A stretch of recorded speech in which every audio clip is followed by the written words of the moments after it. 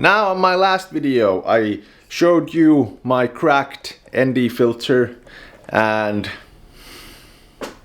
I can't do videos outside because it's cracked. Now, ND filters are pretty important when you're shooting video, and I'm gonna tell you why. But first of all, I'm gonna show you that today was my lucky day because I got a mail call and these showed up. A few packages, and let me just show you what's in them.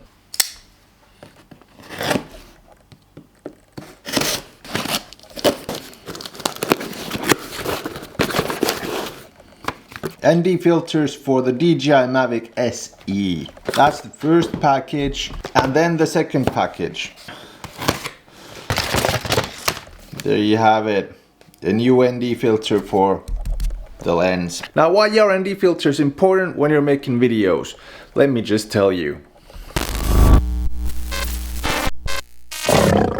Now, before anything, let's just go through the basics. First of all, frames per second, aperture, ISO, and shutter speed. Those four things are pretty important when you're shooting video. First of all, frames per second and shutter speed, they work together, and if you want that motion blur and that cinematic look, you have to know what kind of settings you're using.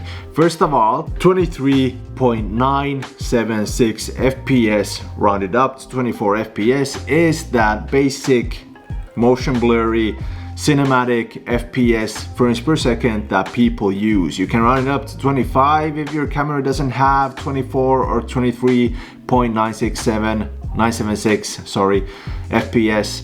So 25 is okay. Now, the shutter speed is really important with the FPS. So what helps you memorize it is that always use a double amount of shutter speed compared to the frames per second. I'll just explain it quickly. So 25 frames per second, that means you gotta have a shutter speed of 1/50 of a second. 30 frames per second, shutter speed 1/60 of a second. 60 frames per second, shutter speed 1/20 of a second. 120 frames per second, that means that the shutter speed should be, you guessed it right, 240 of a second. So that makes the motion blur, that makes it look real, well, sort of like realistic and nice and pleasing to the eye. So always keep that in mind. Frames per second, double the amount of shutter speed. Now, next on to the aperture. The aperture should be either 2.8 or 4. Why is that? Because those are pretty much cinematic settings that people use when they shoot cinematic style footage. You want to blur out the background from the subject, so 2.8 or 4 is usually pretty good with that. 2.8 is much better in low light, of course, because it lets in more light and, well, you can use it inside. I've got f4 and my lens doesn't go lower than f4. It's 16 to 35 millimeter f4, and I have to check out all the places, the lights that seem good and where I can put up the camera. I don't have space to play that much than I would with a 2.8. And then onto the ISO. A camera has a base ISO. What it suggests is good for filming. A Canon camera like mine suggests always 400 ISO. If I go lower than that, it tells me that I'm going low and I'm gonna lose details on the highlights and the shadows. If I go higher than that, it's gonna bring up grain to my footage. I sometimes play with the ISO. It's not illegal in any way. You can always play with the ISO. Like I've said, I've got an aperture of f4. I have to sometimes pump it up so I can use it in inside and low lights. It's fine, it's good, and it doesn't even show that much grain. Of course, I use the R6, which is a perfectly nice camera in low light situations anyway, so there's that. And those are the four things you should always remember when you're starting to film videos: shutter speed, frames per second, aperture, and ISO. It sounds difficult at first, but remember, when you're shooting A-roll like this, it's always 25 frames per second and shutter speed 1/50 of a second, and that's where the VNDs come in, variable ND filters. And let me just show you how they work. Now here we are outside. Everything is, well, pretty blown out. You can't even see me clearly because there's a lot of whites everywhere. Let me just put in the ND filter, take off the cap, and here we go, much better. We can just adjust the ND filter like that. Let's see, where are this seems good. Of course it's overcast, a lot of whites in the sky, but loving the look. ND filters every time. It's a little bit windy.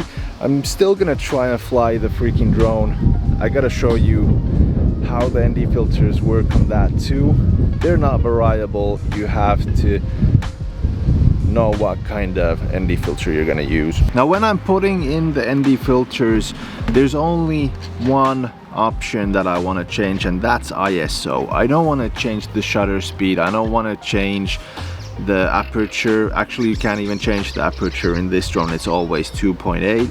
And I don't want to change the shutter speed because then I'm gonna lose the motion blur that I want. So I'm just gonna try out what is the best kind of ND filter. I'm guessing that on an overcast day like this, the number 8 is okay. We got on the package, we got number 8, number 16, 32 and 64. 32 and 64 probably more to the days when it's, you know, really sunny. So the filters that you get onto drones are sort of like these clip-on ND filters. You just take the drone and the camera, just carefully try not to touch the filter with your fingers, and that's it. That's what it looks like when it's on. There it is. Now the ND filters that I got for this drone are PGY Tech ND filters, and here's a nice package that I got them in. You got 4 different kind, and they're pretty nice. They're not even that expensive. They're like 50 bucks for 4 pieces of filters, and I'm actually loving them.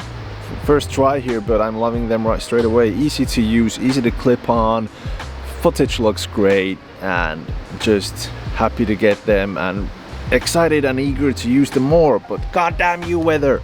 As you can see, the ND filter works perfectly fine. Loving the moody look on the footage here. It is pretty dope. It is cloudy, it is a moody weather, but okay, let's just turn back because I'm pretty scared of this weather. It's not fun.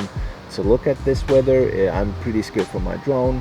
Okay, there's me, I'm there. Let's just put it down. And I'm just loving how this drone can handle wind. This is awesome. This is so awesome.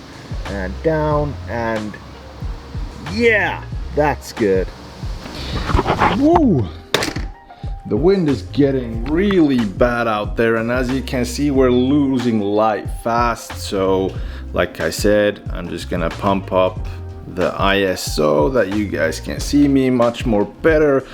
And it doesn't matter, ISO, just pump it up when you feel like it. Don't be scared of it. And coming to this window to give a little bit of better light, and that's it. Hope this video taught you something, because ND filters are important, and hope this gives you an idea why to use ND filters when you're doing videos. So if you like the video, like it, subscribe, hit that bell icon, and I'll be seeing you on the next one.